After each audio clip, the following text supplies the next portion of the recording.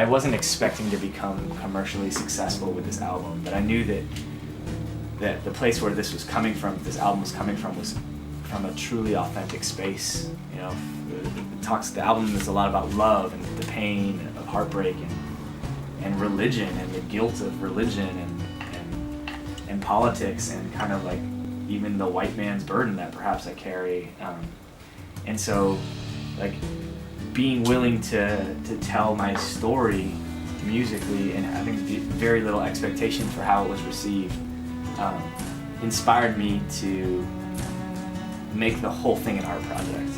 You know, so like, it might not have made financial sense to print books, 20-page color books with the album, but I knew that at the end of the day, in 50 years from today, when I look back on this album, that I would regret it if I didn't give it its full due. So that's why I had the book made, and that's, I found these, I went to fabric stores all across the city finding the right fabrics for the cover, and even this envelope, it had everything printed with the tree and the river, and wax sealing every single one, and placing the sticker on each book that tells you which number out of the limited edition set it is. Like, I do each and every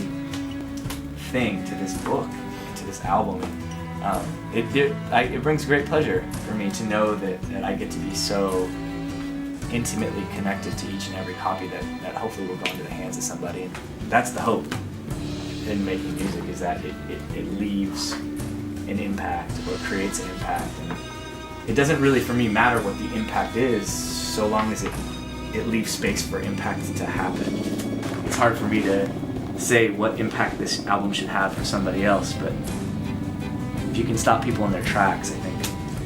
you've done something well and give them the opportunity to reconsider.